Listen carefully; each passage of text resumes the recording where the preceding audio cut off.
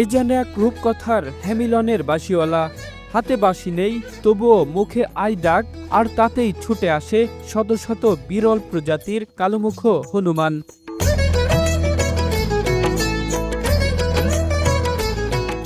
ঝিনাইদহের মহিষপুর উপজেলার ভবনগর গ্রামে এমনই এক ব্যতিক্রমী দৃশ্যের সাক্ষী হচ্ছেন দর্শনার্থীরা।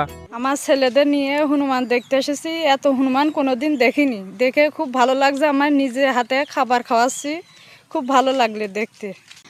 আমি আজ হনুমান দেখতে এসেছি। মেলা খাবার দিয়েছি, বাদাম দিয়েছি, কলা দিয়েছি, সিম দিয়েছি, আর মেলা কিছু খাবার দিয়েছি। হনুমান দেখে আমার খুব ভালো লেগেছে। নাজমুল হোসেনের ডাকে লোকালয় অথবা গাছের ডাল যেখানেই থাকুক না কেন, মুহূর্তেই ছুটে আসে হনুমানের দল। একসময় এই এলাকায় খাবারের অভাব না থাকলেও গাছপালা ও বাগান উজাড় হওয়ায় এখন তীব্র খাদ্য সংকটে পড়েছে তারা। ফলে অনেক হনুমান লোকালয়ে ঢুকে পড়ছে, কেউ কেউ আবার এলাকা ছেড়ে চলে যাচ্ছে। সরকারি বরাদ্দের খাবার দেয়, কিন্তু এটা খুবই কম। এই খাবারে একবেলাও ঠিকঠাক মতো খাওয়া হয় না এই সব হনুমানদের। 2022 সাল থেকে এই হনুমানগুলোর সরকারিভাবে বন বিভাগ থেকে কিছু খাদ্য বরাদ্দ চলে আসছে। খাদ্য বরাদ্দের তুলনায় এই হনুমানগুলোর জন্য অপ্রতুল্য। একবার যে খাবার দেওয়া হয় এদের পেট ভরে না এই খাবারগুলোতে। তা এই হনুমানগুলোর রক্ষার্থে এবং এদের অন্তত একবেলা পেট ভরে খাবারের জন্য আমি সংশ্লিষ্ট যারা দায়িত্বপ্রাপ্ত আছেন তেনাদেরকে বলতে চাই, অবশ্য একবেলা খাবারও যদি পেট ভরে এই হনুমানগুলোকে দিতে পারি। এই হনুমানগুলো আগে একটা দলে বসবাস করতো, এখন কিন্তু এদের বন জঙ্গল কমে যাওয়ায় বিভিন্ন দলে বিভক্ত হয়ে হনুমানগুলো বিচ্ছিন্ন হয়ে আসছে 5টা থেকে 6টি দলে। কোনো দলে 30টা, কোনো দলে 20টা, কোনো দলে আরও বেশি, এরকম সংখ্যায় এরা বিস্তার করেছে। আরেকটা বিষয়, আমাদের পার্শ্ববর্তী দেশ ইন্ডিয়া থেকে কিছু হনুমান আসছে। এই হনুমানগুলো এখন আমাদের বাংলাদেশে বসবাসরত, আমাদের এখানেই আছে। তো টোটালি আমাদের চাষিদের এই হনুমানগুলো পর্যাপ্ত ক্ষতি করে থাকেন, যেহেতু তাদের খাদ্যশস্য বড় বড় প্রাকৃতিক যে খাবারগুলো বড় বড় গাছ না থাকার কারণে চাষি শস্যর ওপরে এরা বেশি ক্ষতি করে থাকছে।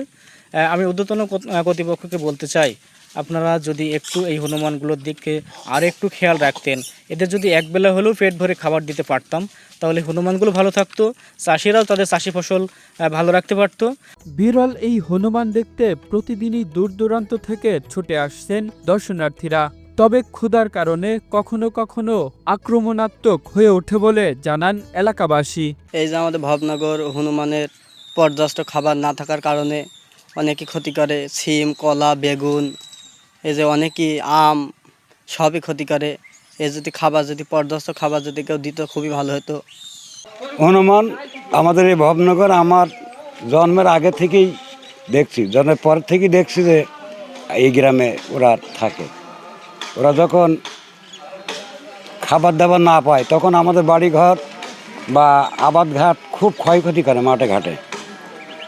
আমাদের ভবনগর গ্রামে যে হনুমান আছে, আমাদের এই হনুমানগুলো ঐতিহ্য, মানে অনেক এলাকার থেকে মানুষজন আসে, দেখাশোনা করে, তারা ছবি টবি নেয়, আমাদেরও ভালো লাগে। আমাদের একটা মানে গ্রামের একটা নাম হয় যে অমুক গ্রামে গেলেই হনুমান পাওয়া যায়। ওই জন্য আমরা মনে করেন হনুমানের সবাই দেখতে আসে, খুব ভালো লাগে, আমাদেরও খুব ভালো লাগে। আমাদের এখানে 200 হনুমান আছে।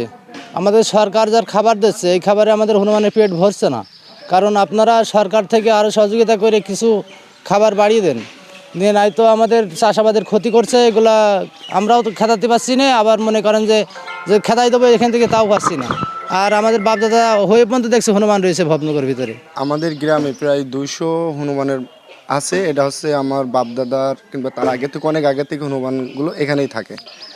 আর আমরা এখানে হনুমানগুলো যতই আমাদের ফসল অনেক নষ্ট করে, তারপরও আমরা অনেকটা দেখভাল করি। তারপরেও বেশ কিছুদিন ধরে খাবার দিচ্ছে, কিন্তু খাবারের যে পরিমাণ দিচ্ছে সেই খাবারের পরিমাণে হনুমানের কিছুই হচ্ছে না। তারপরও যদি কোনো শিকারী কেউ যদি আমাদের গ্রামে হনুমান ধরতে আসে, তাহলে আমরা বাধাগ্রস্ত করি এবং তাদেরকে যদি কোনো অঘটন ঘটে তাহলে আমরা তাদেরকে পুলিশের আওতায় নিয়ে যাই। হনুমানগুলোর জন্য প্রতিদিন খাবারের ব্যবস্থা করা হয়েছে।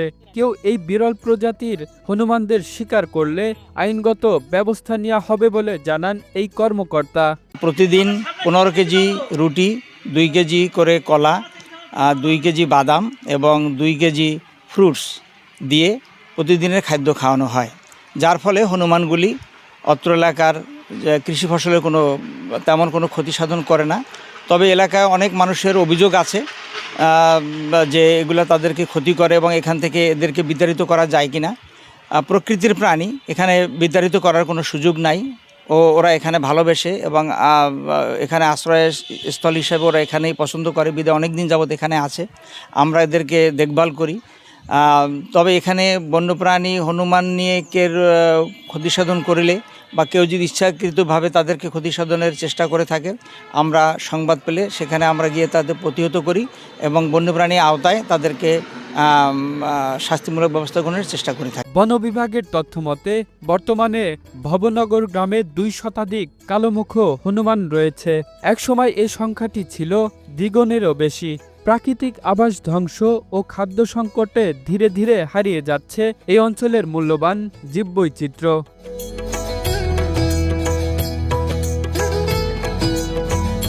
Kamrul Islam, Asian television.